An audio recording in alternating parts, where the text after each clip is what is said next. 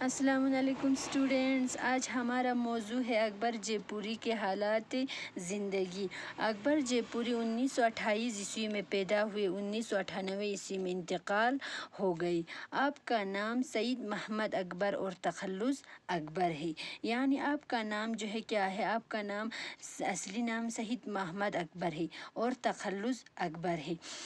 ادبی حلقوں میں اکبر جے پوری کے نام سے جانے جاتے، یعنی شعر و شاعری میں ادبی حلقوں مطلب شعر و شاعری میں آپ اکبر جے پوری کے نام سے جانے جاتے ہیں۔ آپ کی ولادت 23 اکتوبر 1928 عیسوی کو جے پور راجستھان میں ہوئی تھی، یعنی آپ کی پیدائش جو ہے 23 اکتوبر 1928 عیسوی کو جے پور راجستھان میں ہوئی۔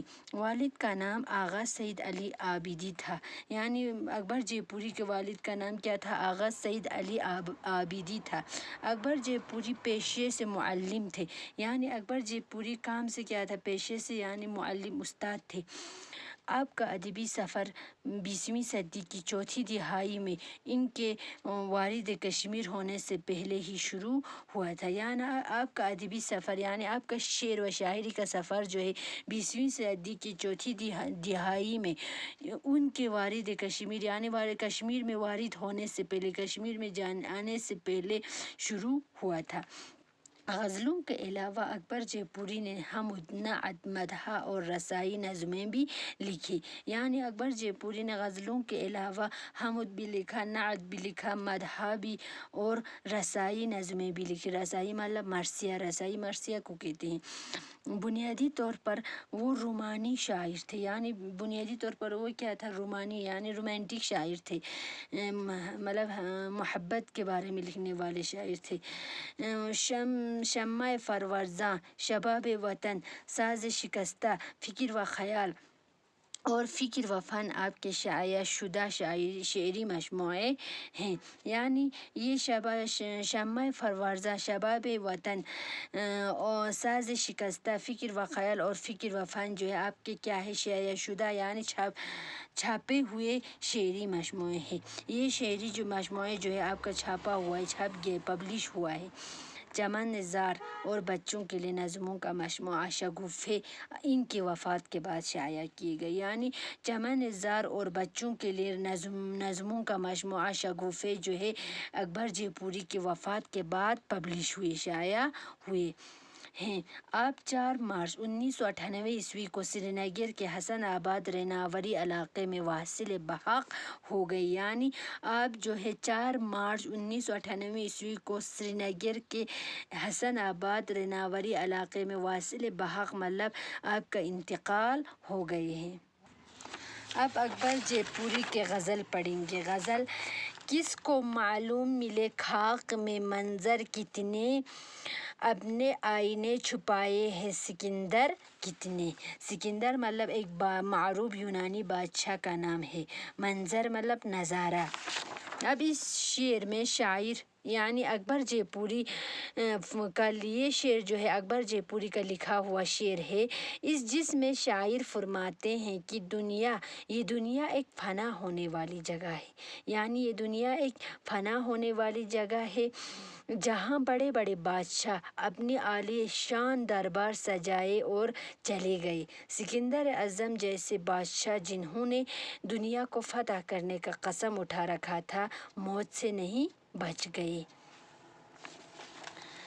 تشنہ لب ترسا کیے پیاس لیے آنکھوں میں اور محلوں میں چھلکتے ہیں ساغر کتنے۔ تشنہ لب مطلب نہایت ہی پیاسا اور ناکام،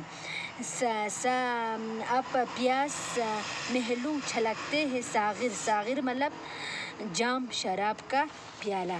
اب اس شعر میں شاعر فرماتے ہیں کہ اس شعر میں شاعر جو ہے معاشرتی نابرابری کی طرف اشارہ کرتے ہوئے فرماتے ہیں کہ سماج میں کچھ لوگ بنیادی ضروریات کے لیے ترستے رہتے ہیں، وہ عمر بھر آنکھوں میں پیاس کے لیے اور ارمانوں کا خون ہوتے دیکھتے ہیں، اور اپنی طرف محلوں میں، اور دوسری طرف جو ہے محلوں میں کیا ہے رہنے والے لوگ شراب اور شباب میں لوٹتے ہیں۔ یعنی شاعر جو ہے اس میں کیا کہتے ہیں، معاشرے میں نابرابری ہوتے اس کی طرف اشارہ کرتے ہوئے فرماتے ہیں کہ کچھ لوگ جو ہے کیا ہوتا ہے اپنی ضروریات کے لیے ترستے رہتے ہیں، ان کا خواہش پورا نہیں ہوتا ہے کبھی، وہ عمر بھر کیا رہتے ہیں آنکھوں میں پیاس لے کر ارمانوں کا، اپنے خواہشوں کا خون ہوتے رہتے ہیں۔ لیکن دوسری طرف کچھ لوگ محلوں میں کیا ہوتا ہے عیش و عشرت ہوتا ہے، کچھ لوگوں کو اپنے محلوں میں شراب و شباب کے مزے لوٹتے رہتے ہیں۔ آستینوں میں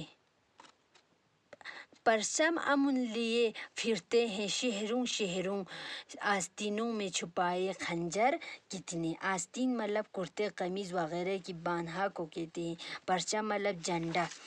اب اس شعر میں شاعر فرماتے ہیں کہ شاعری شعر میں سماج کے ان لوگوں کی، یعنی ان لوگوں کی اصلیات سے پردہ اٹھاتے ہوئے فرماتے ہیں کہ امن کا پرچار کرنے والے بظاہر تو امن کے جھنڈے لے کر شہر شہر دکھاوا کرتے پھرتے ہیں۔ یعنی کچھ لوگ کیا کرتے ہیں، کچھ لوگوں کے پاس، کچھ لوگ اپنے آپ کو امن کا پرچار کرنے والے کا کیا کرتے، دکھاوا کرتے، اور امن کے جھنڈے لے کر شہر شہر میں دکھائے ہوئے کرتے پھرتے ہیں۔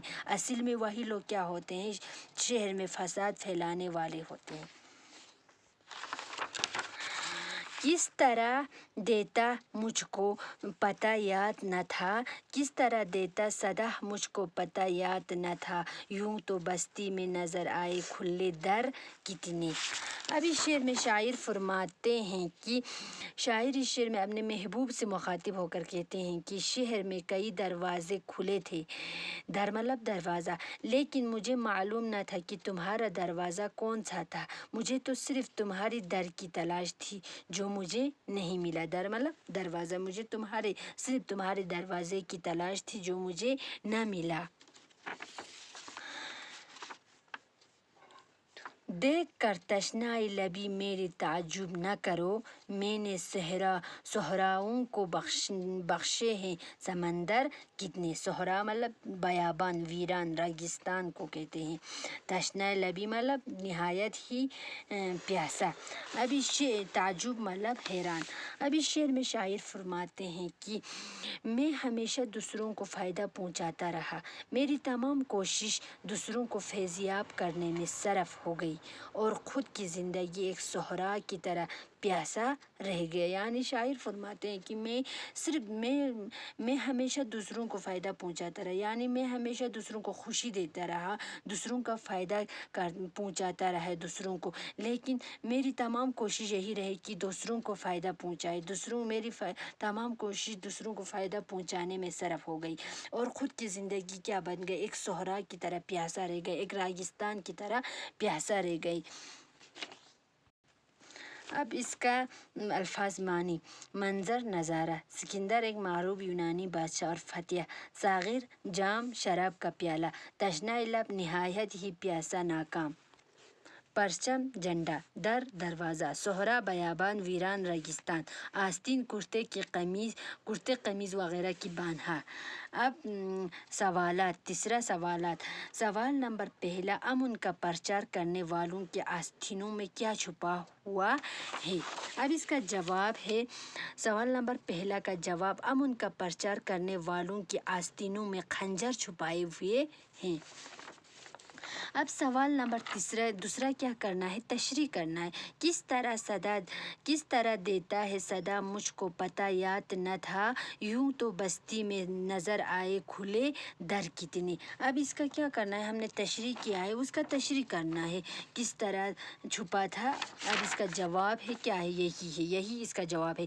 اس شعر میں شاعر اپنے محبوب سے مخاطب ہو کر کہتے ہیں کہ شہر میں کئی دروازے کھلے تھے، لیکن مجھے معلوم نہ تھا کہ تمہارا دروازہ کون سا تھا، مجھے تو صرف تمہاری در کی تلاش تھی جو مجھے نہیں ملا۔ یہ کیا ہے، اس کا آنسر ہے، اس کا کیا کرنا ہے، تشریح کرنا ہے۔ اب چوتھا جو ہے، اکبر جے پوری پر ایک مختصر نوٹ لکھیے۔ یہ تو ہم نے اس کا حالات زندگی پڑھا ہے، یہ اس کا جواب ہے، یہی لکھنا ہے، اس کا آنسر جو ہے چوتھا کا آنسر یہی لکھنا ہے، ٹھیک ہے۔